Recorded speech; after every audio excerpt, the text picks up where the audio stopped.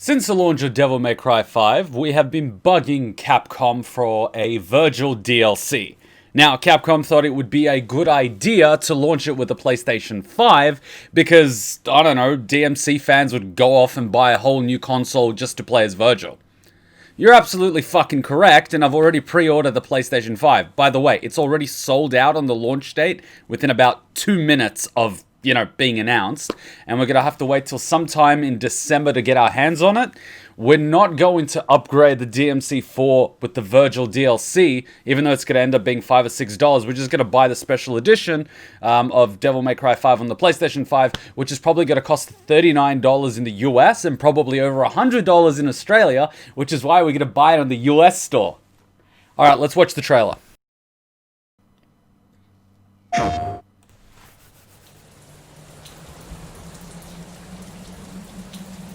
Been waiting so long for this. That day, if our positions were switched, would our fates be different?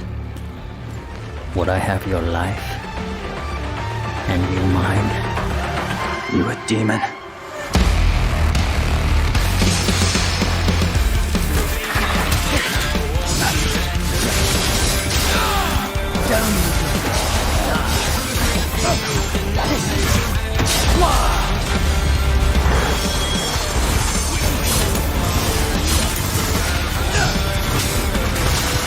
Kneel before me.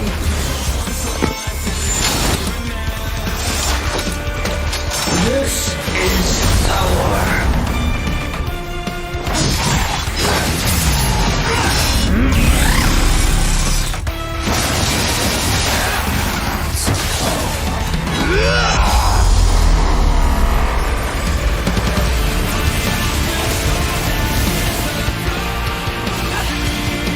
Rest in peace.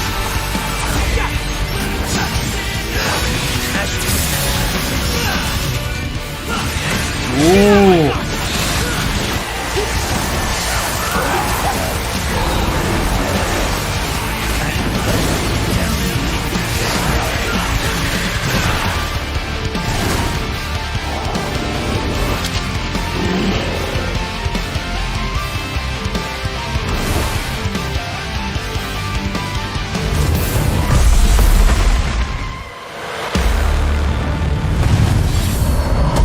Devil May Cry. Oof. Count. Yeah, of course I'm gonna have to wait till December because fuck my life, am I right? All footage captured on PlayStation 5. Thank you! That is what I like to see.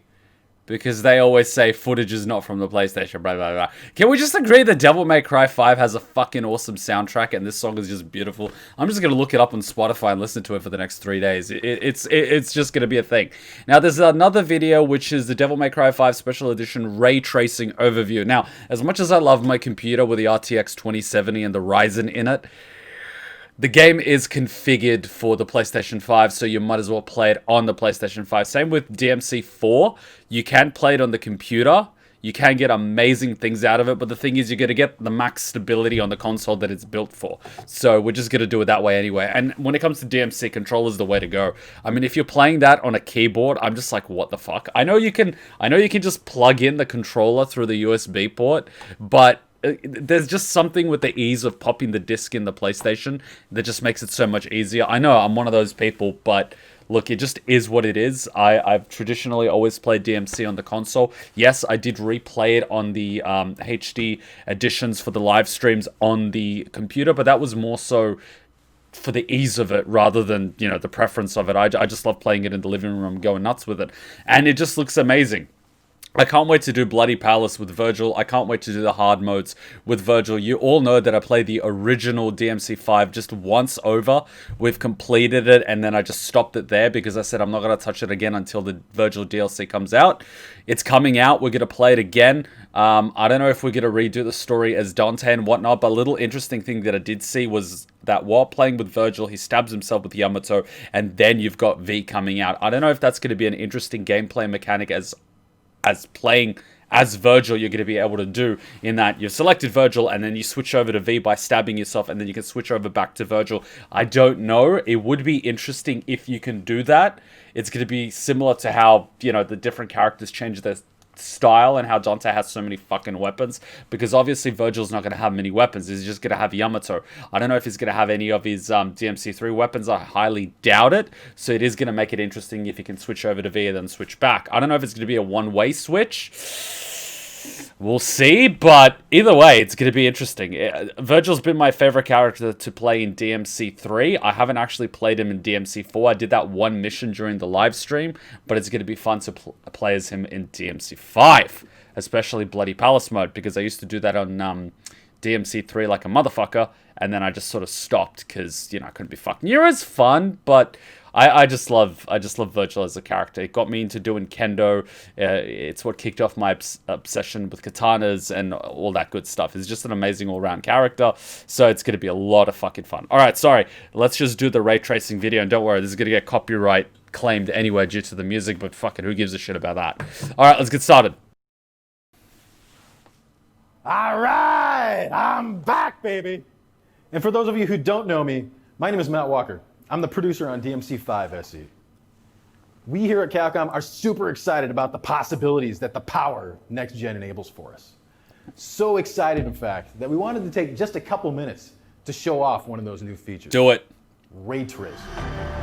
First up, let's take a look at how reflections are going to take advantage of this new capability. Thanks to ray tracing, we're going to be able to now calculate what should be seen when looking at any reflective surface. And as you can see here, it's going to be done dynamically, just as we can see with Nero and the balloons. For those of you who are unaware, ray tracing refers to the ability for the hardware to easily calculate where different objects are in relation to each other in a 3D space by tracing rays created between them. In terms of DMC5 SE's graphical upgrades over the original DMC5, this is going to enable us specifically to create more realistic reflections, as we see here, and lighting. Up until now, we had to find ways to simulate reflections in order to achieve a specific intended artistic effect. But now, we have more power. And that power allows us to break past the limitations that we had in these previous implementations. Next up, lighting. As with the reflections, ray tracing is also going to help us trace light rays as well. And this is going to help us create more dynamic looking environments. One example that I really love is right here in this room. Notice the way that the curtains move. And as the curtains move, it affects the light shining through the window. As you can see here, this can't be done when the ray tracing is turned off. Ray tracing also enables us to calculate light as it bounces between objects, which means lighting can now look even more realistic. And as you can see here, this is going to be most pronounced as you look at the environments of DMC5 SE. The power of Next Gen is going to give players the choice to experience ray trace graphics at 4K, 30 frames per second, 1080p, 60 frames per second, or turn off the ray tracing and experience the game at frame rates up to 120 frames per second. Once again, ray tracing is only one of the upgrades that Next Gen is going to enable for us. In addition to the high frame rates that I just talked about, loading times will be greatly reduced. Audio will be even more immersive thanks to new upgraded spatial 3D audio tech. And of course, the extra horsepower and memory is going to give us the opportunity to add new content like legendary Dark Knight mode.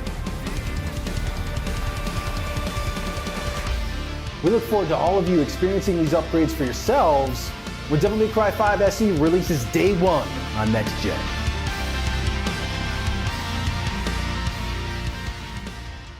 As you know, we're going to get completely fucked on having to wait for it till December, but I am going to give a call to EB Games, or we do have it pre-ordered, and just be like, hey, if there's anyone that pulls out from collecting their console, could I pick it up?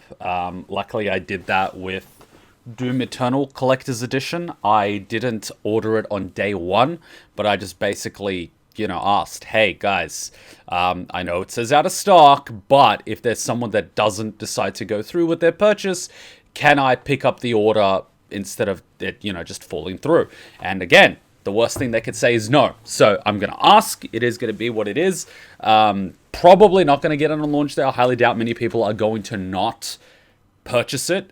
We're not going to wait for the PlayStation 5 Pro for a few reasons. One, when it comes to live streaming, for stability reasons and Twitch and all this other shit, sorry for swearing, but it is that type of video, we're live streaming 720p because I've noticed in 1080p sometimes Twitch has issues processing all the data coming in, and sometimes it gets a little scrappy and the picture is not as clear as it's going to be. And I've also been looking at the analytics for streams, and most people either watch it on 720p or lower. Reason being, a lot of people like to watch it on their phones.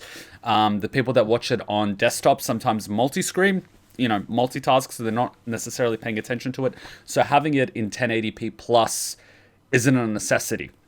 Secondly, when it comes to the LPs, they're all in 1080p. Reason being, if you start doing it in 4K, the amount of storage that you need just explodes exponentially. So 1080p, I can get about an hour of video footage within, say, 7 to 10 gigabytes. But if we're talking 4K resolution, which is 4 times the size of 1080p, including all the other stuff, we're looking at gigabytes every few minutes. And as you know, internal drives have improved significantly. I do have a 8 terabyte internal drive for YouTube editing inside the computer. But as soon as you're talking at gigabytes every few minutes, that's going to get chewed up by one game. To give you an example, fucking DMC5 ended up using up about 100 gigabytes, and that was in 1080p. If that was in 4K, that would be multiple terabytes, and we wouldn't have the storage for it. So we're live streaming 720p, we upload in 1080p. So 4K isn't what's being live streamed, 4K isn't what's being uploaded. I know some people would really like to see it in 4K, but to be perfectly realistic, in order to stream it and record it in 4K, you would need a completely new next-gen 4K capture card, which on its own is about $600-700. I know Australia fucks us.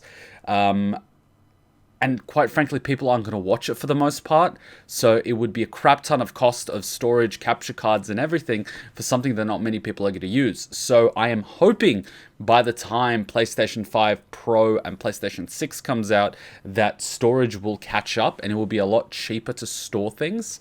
When that happens, then there's going to be the switch over to 4K streaming, and hopefully by then 4K 60 FPS or 144 FPS is going to be the new standard. But for now, we're sticking to 1080p for multiple reasons that I've already mentioned. So yeah, awesome. We're just going to play it at 60 FPS with the ray tracing on. We're not going to push it 4K 30 FPS ray tracing off, because what's the point? It's going to look cool. It's going to be awesome. It's going to be a lot of fun. Our computer can handle games like Cyberpunk 2077.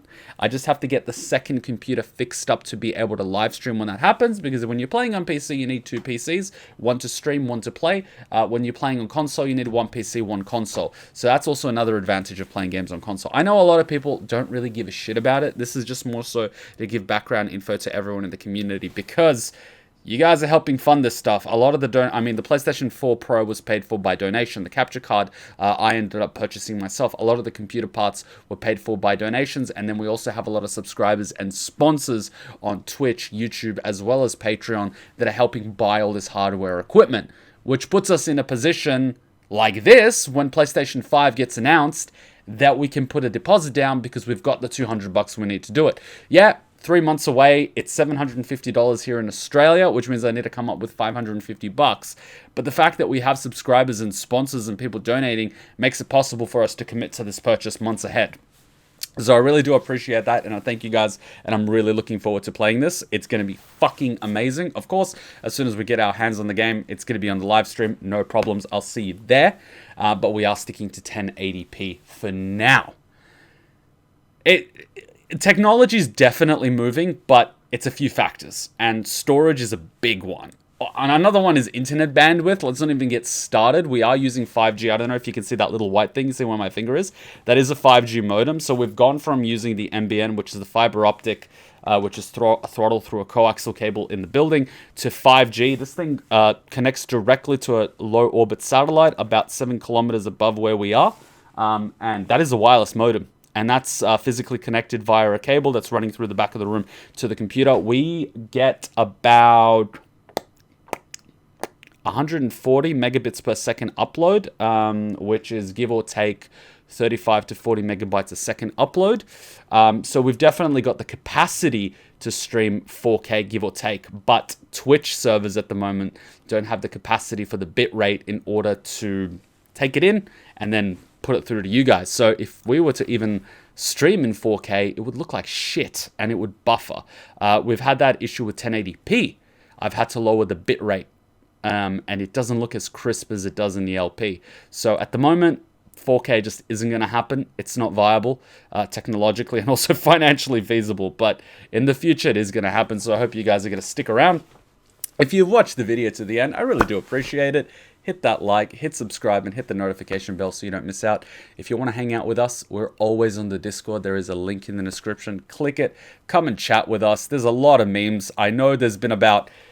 I've been scrolling through the memes on the DMC thread for about 30 minutes last night. There's a lot of fucking memes. Just come and enjoy. It's a real cool community. We kick back, we enjoy it. We have more than 1,000 people in it, and there's more than 100 active at any time. So sometimes it goes off. Sometimes there's just shit posting. It's awesome. I love it. I'm always on my phone when I'm at work and I'm checking out the community. All right, I'm going to go edit this video out. I'll see you guys at the live streams this weekend, and I'll be hanging out in the Discord during the day. Till then, Ninja Kuma out. Bye. What? No chit-chat or monologue? Just getting right to the point, huh?